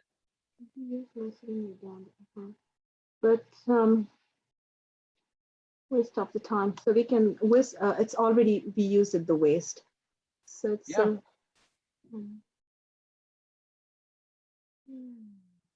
how about it is not what? You can also use synonyms and antonyms. So if you wanted to say useless. It's not a perfect way. Okay, how about don't give me perfect. This is useless isn't about good or bad. It's about, right? So it's not what's if it's what's the opposite of useless? Useful. Thank you. So it's not useful. Mm-hmm. This is, again, an easy way for paraphrasing. You don't just have to use instead of just finding a synonym for useless is wasted, is whatever, you can just say not and then use an antonym, use the opposite word. So instead of saying it's useless, you can say it's not useful, but it is not useful when what? Finish for me, Shamla. But it is not useful when we don't when we don't practice that one, when we don't, when a pupil do not practice that. Perfect. That's great. And remember, I changed we because in paraphrasing and summarizing, I'll say it again, third person. No I, no me, no you, no we, no our, Summary and paraphrasing, third person, right? He, she, it, they. When people do not practice it. Right, so Hugh Lee gave us one. Research into how to be more productive looks good, but it is wasted when people cannot implement it. Perfect paraphrase. Scientific studies about productivity. Oops, this should be plural because I've got studies. Scientific studies about productivity are wonderful, but it is not useful when people do not practice it. We could do the same thing. Again. Also, can we say do not concentrate it? I don't think concentrate and practice and act mean the same thing. Concentrate and act don't mean the same thing. Okay. Yep. Work. Does this make sense, you guys? How two different sentences, but both are great paraphrases. Is it helpful to see? Yes, Professor. I hope so. Absolutely, Professor. This is, thank you, my It's thumbs up. really helpful. But I will say this is why it's so hard, right? Because for students, they're like, wait a minute, like I could write 10 possible sentences. Oh my God, how do I do that? It's hard, right? It's hard. But the good news part of it is your teachers won't be looking for one specific set, it doesn't have to be in a specific word order. The sentence must look this way. That's the good news. The bad news is you really have to think about how you want to write your sentences and make clear and specific choices with your words, right? That's why paraphrasing is so hard, so hard, so hard. So just for now, I'm going to delete these and I'm going to go to the next sentence. In this way, I see Hyperfocus as a sort of science help book.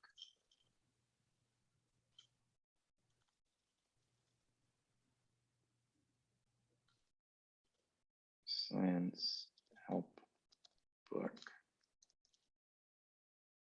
One that explores the fascinating research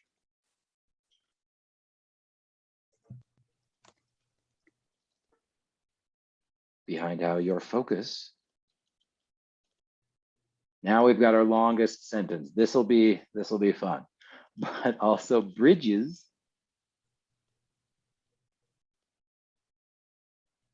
those insights with your daily life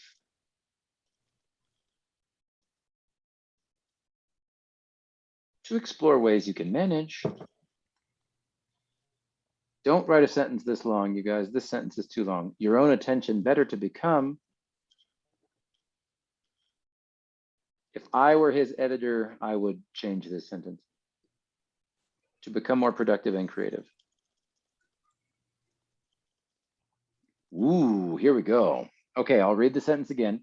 So in this way, I see Hyperfocus as a sort of science help book, one that explores the fascinating research behind how you focus, but also bridges those insights with your daily life to explore ways you can manage your own attention better to become more productive and creative. Now, here's something that I did. Now, I was not joking, you guys. When I got to university, I did really not know how to write good essays. It really took, I thought that I was a smart student and a good student, and then I started getting C's and B's, and I was like, what is happening? So it really wasn't until my sophomore year, the second year of university, that I really figured out how to write.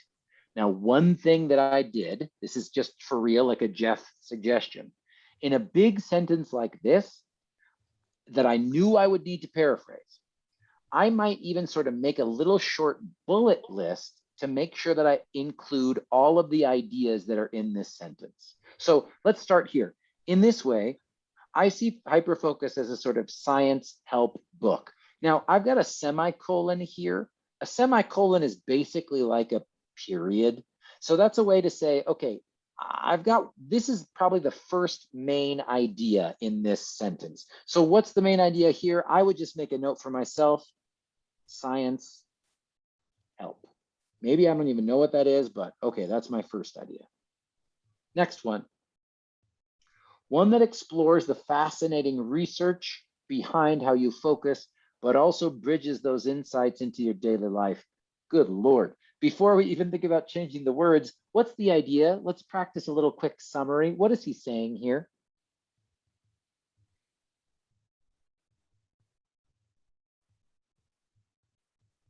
It means, are you practicing that fascinating things that you research on your life when you, in your sign that you think about that? Are you practicing on your life, which is like fascinating, or I don't know, Professor, it's not useful, but are you practicing those things when it comes to your mind, or are you doing in your daily routine?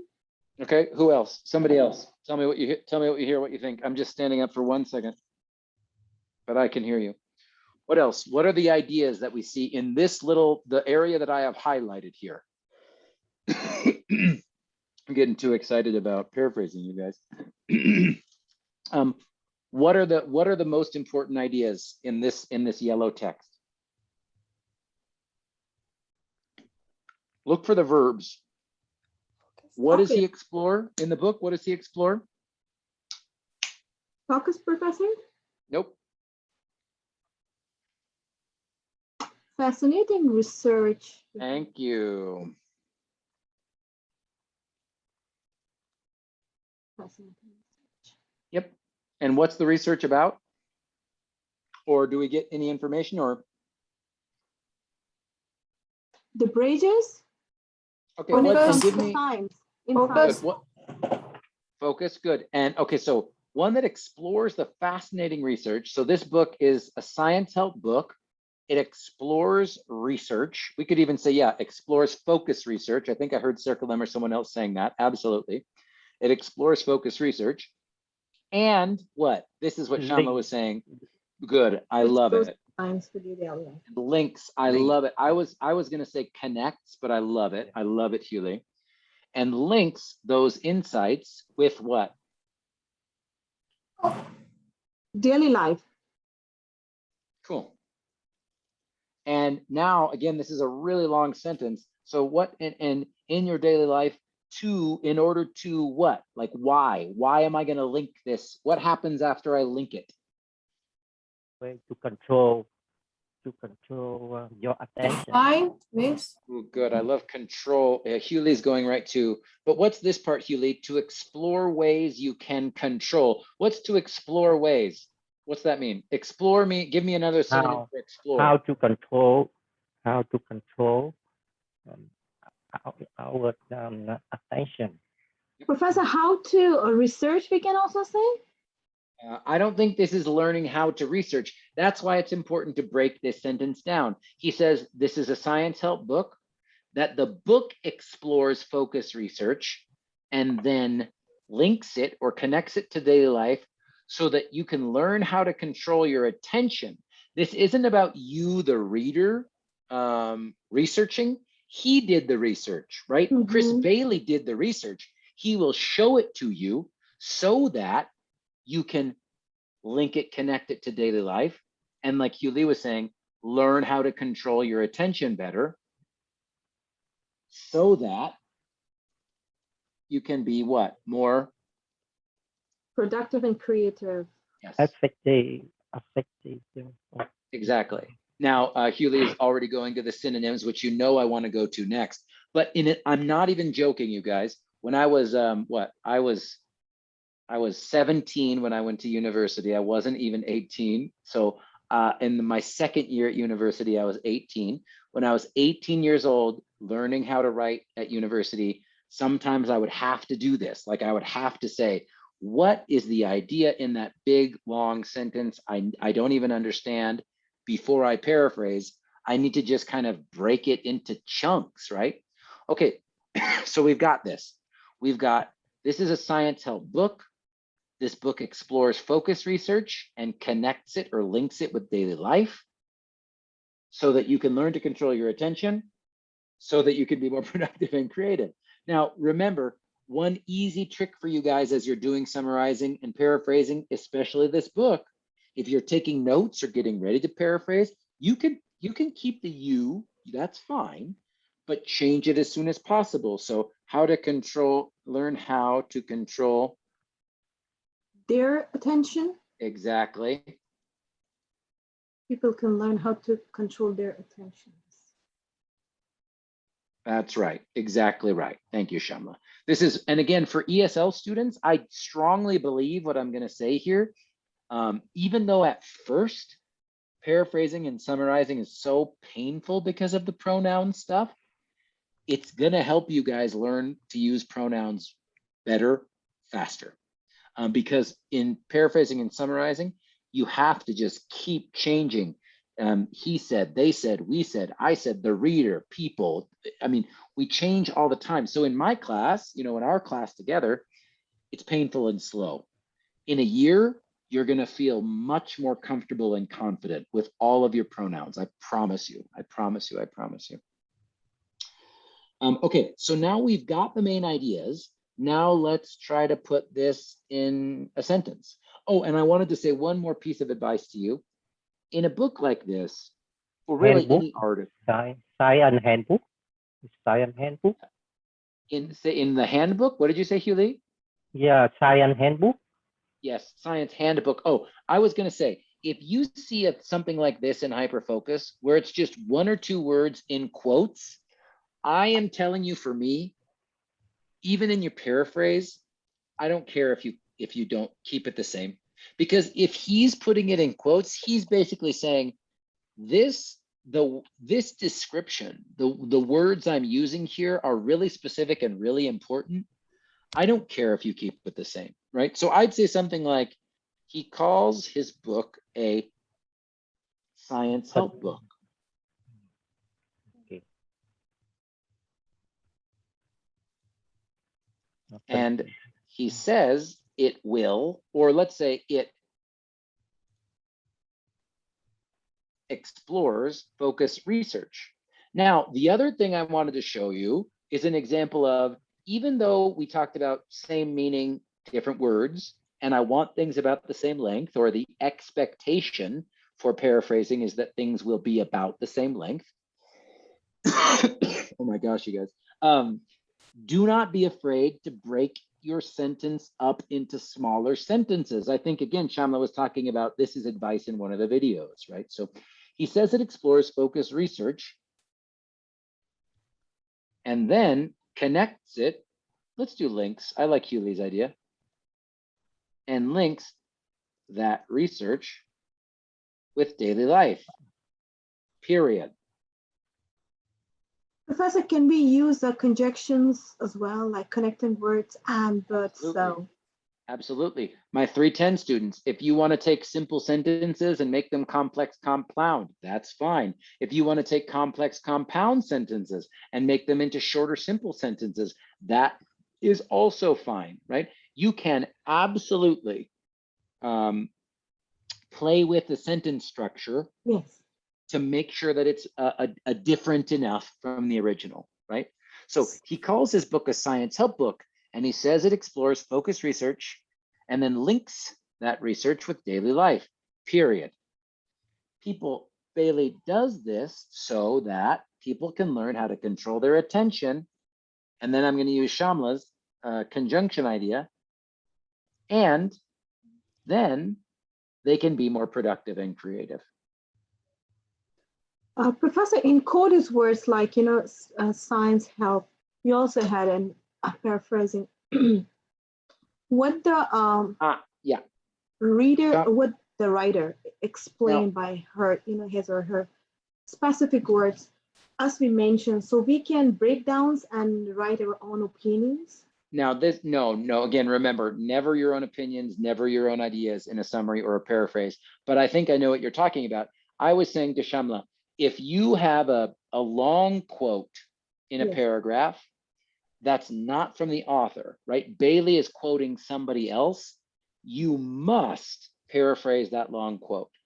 But if you've got one or two words like this, you guys, if it's almost like science help isn't a real word, he's kind of making it up, right? He's sort of, he's inventing a term for this book of his, and that's totally fine.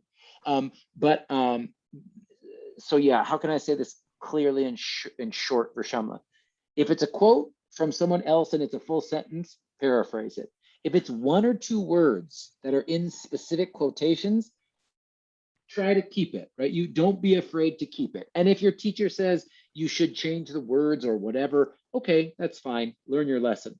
But if it's just a short phrase or it's like a creative use of language, for me, I don't care. Keep it the same. Don't worry about a synonym there, So, Professor, on that position, we can use the quote as well or not? Yes, so here I'm saying keep it the same. So he calls his book a quote science help quote book, and he says it explores focus research and then links that research with daily life. Bailey does this so that people can learn how to control their attention, and then they can be more productive and creative, right? Now, I saw Hewley say, or I heard him saying effective. He was using synonyms here. Absolutely. Effective and creative, right? Effective and inspired, whatever it is, right? I mean, here we can start to play with synonyms, and that's fine. That's fine. But before, go ahead. No, Professor, I need to say that if we broke the cones, the cones on, like, just paraphrasing that part. So still after paraphrasing, can use the clause as well or not? What do you mean just this word right here, Not, Shamla, or not what the are small words, no, Professor, the, the lengthy paragraph. no, lengthy ones, no. You got to put it in your own words. Oh, okay, when we put in our words, so we don't have to just put the content. Okay. Yeah, and you won't really have to do that in any, I see your hand. You won't really have to do that for the final writing assignment, Shamla. I didn't give you any pages with long quotes from other authors, but Okay. it's something that you might see in other Yes, learn. classes as, Yeah. as you keep going, you know. It's a general. Katara, I see your hand, your little yellow hand. What's up? Yes, Professor. So, and at this, that last one we paraphrase, it was one long sentences. Yep. So Yep. we can break it, if we paraphrase, we can break it to 3 or 4 sentences. Yeah, 3 or 4, like, yes, you can. And I'll say this, that's a little bit of an art, right? How many sentences and where to put your period, that's fine. But again, this is, you know, this is your class, right? Like, you're with me, you're with a good group of people. It's a safe, comfortable class. Try it, right? In this class, Katara, is now the time to do it. Like, just go for it, try it, and I'll give you feedback, you know? Thank you. Yeah. Anyone else about this sentence? We've got what, 15-ish minutes. We didn't take a break today, and I'm losing my voice. But let's do at least one more sentence. Any other questions about this sentence? No, Jeff. It's almost 8:20. Our brains are shutting down. I understand. Okay. We're almost done, but we've got 2 sentences. These ideas have already changed one life, mine, and I know they can do the same for you.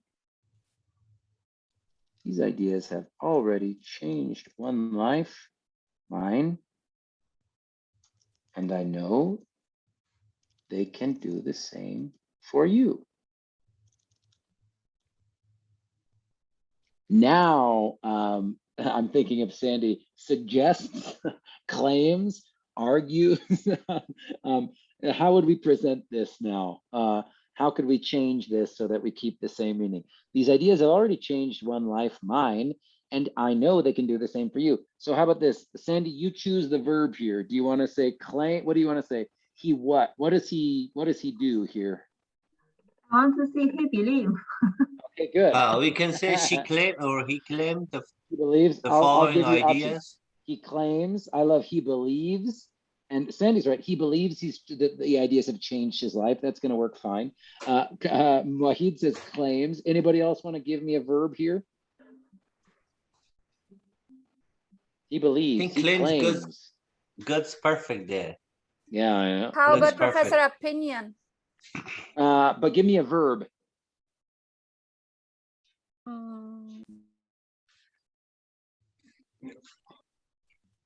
He introduced, Professor?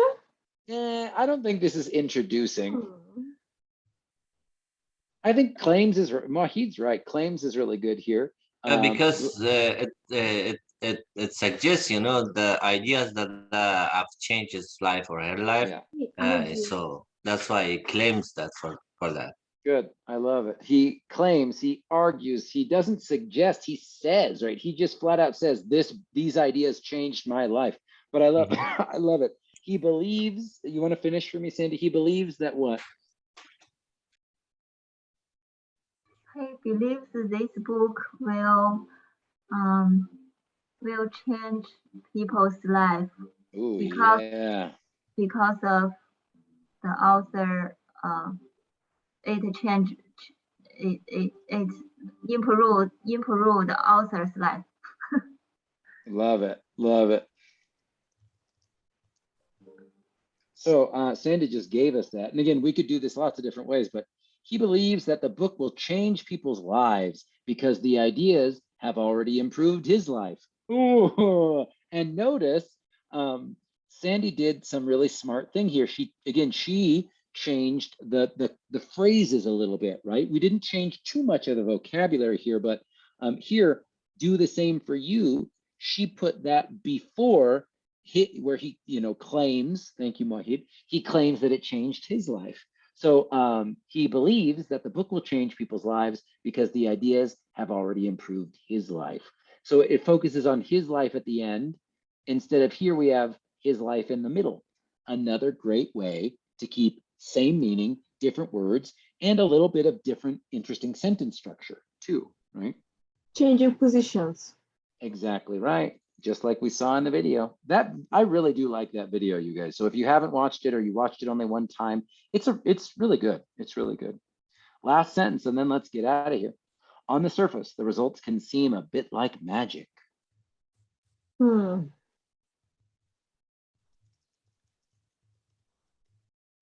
But magic stops being magic the moment you know how it's done. Professor, this is a complicated one, which I mentioned before. Yeah. Maybe we can use claims here, Mohit. And I'd say something now, this is just something I'm teaching you. I wouldn't ask you to know how to do this, but you could say, again, something like, notice, here I give you a kind of introduction phrase, right? In Hyperfocus, Bailey introduces the book. We could say something like, at the end of this introduction, Bailey claims, right? Yep, fits very good. That the book is like magic. Now, again, here I'm saying, let's just keep this the same, because you're right, Shamla. He's kind of using a metaphor. This is a little bit of a stylistic type of writing. So Bailey claims that the book is magic, but now let's try to get this. So here he says, the results can seem like magic. So let's try to just put this in our own words. What's he saying here? But magic stops being magic the moment you know how it's done. What's he saying? Can we use an instead of magic, it works like a miracle, something? Okay, yeah, that would just be more synonym stuff. That's fine too. Sure, is like magic or a miracle. I love that. But let's make sure we get this idea that he wants us to understand. Magic stop being magic the moment. Yeah, what's he saying here? I think the time that you realized the miracle on your life. I like the word time realized. That you done it with that. So. Well, okay, I like the word realized that Shamla said for us, but let me ask everybody. He says, this book feels like magic, but is it magic? Yes or no? No. Thank you, Sandy. It is not magic. And in fact, he's going to show you why it's not magic, because what? He's going to show you how it's done. That's it, Wahid. That's the idea. And that's the tricky idea that Shamla was saying. This is a complex idea to put into our own words. But in this sentence, he says, it might feel like magic, but it's not magic. Because why? I'm going to tell you exactly how it works, right? It's not magic. You can learn it. You can do it. I will give it to you. I will show you, right? So at the end of these introduction, Bailey claims that the book is like magic. Yeah, so Bailey means that nothing is impossible, so everything is possible to do. It's possible to do when you understand how to do yeah, it. and work for it. And the book is not magic, and he will teach the reader exactly how to do it, or how to do it. I like that, how to work for it. Yeah. So you're not wrong, Shamla. This is a complex idea, but let's see if this makes sense, or sort of group paraphrase here. Sorry. Yes, Professor, it is. Because when you read this one, it looks like really tough to change this. But now it makes sense. Professor, can we use instead of the teach guide? Yes, great. Now, once you know you have the idea, the same idea, Shamla, then you can absolutely play with synonyms, right? But I think sometimes students do the opposite. They start with synonyms and then they just think, okay, it's clear. It's not always the case. Yeah, thank you. So let's just look at this last sentence and then we'll compare it to the original and then we'll get out of here. So at the end of this introduction, Bailey claims that the book is like magic.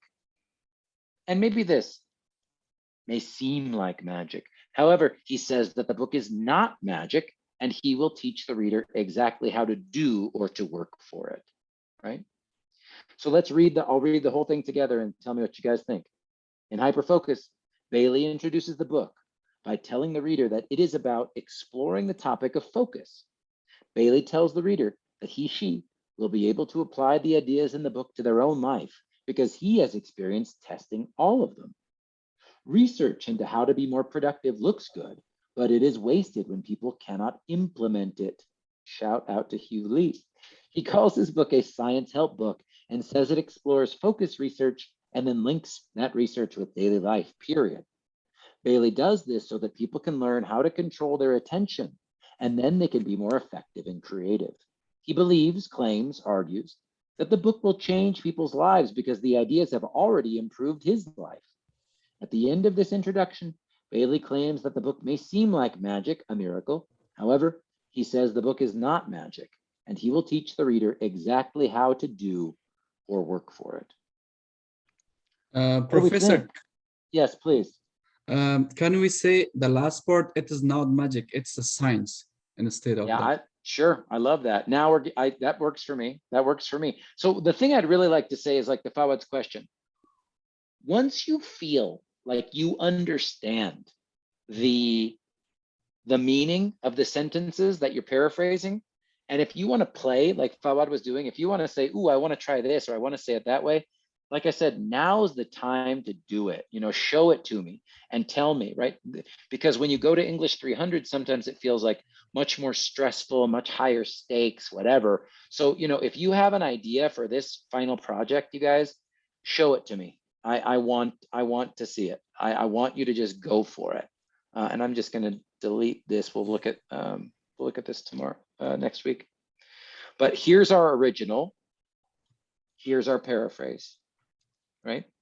And I'll put this in the PowerPoint for tonight, but I hope that looking at the two, and I'll put this as our guide at the beginning, but I hope if you just look at these two together and look at the differences and watch this video again, watch the video that I have on YouTube. This is the only way to get practice doing paraphrasing, you guys. It's so hard, but it's so important. And I hope it's helpful to see how to do it live, even though, like I said, sometimes it feels like, oh my God, it took an hour to write one paragraph. Well, when you're first learning paraphrasing, maybe that's how long it takes. Questions? Any questions at all? No question. Cool. So keep reading. Next week, again, we didn't have time to talk about some of the main ideas in Hyperfocus, but we will start with the book next week, right? I really think it was important for us to see that paraphrasing activity so that you see what it's like a little bit, and I could share some of my own experience, how I learned how to do it. But yeah, I'd say if you're thinking, okay, Jeff, what should I do? Read, and just start trying to practice paraphrasing and summarizing for the academic writing project, right? That's the most important and the best use of your time right now. Read, and especially read those pages that you're going to have to summarize and paraphrase for the project, right? So that's what I would say to all of you wonderful people. Any other ideas, questions, or anything before we finish up today? Yeah, I just one question before you explain very clearly today. Before I think paraphrase just exactly because I use pronoun. It's I do exactly I, but now you explain that paraphrase and summarizing. Summarizing use the third pronoun. Yep. The third person pronoun. That reason I email you so that I must paraphrase again, resubmit again. Yeah, that's fine. That's all good. We didn't talk about it in this much detail before, so that's totally fine. Yeah, thank you. Okay, I'm going to stop the recording and then I'll say goodbye to all of you and answer questions if you have any. So see you.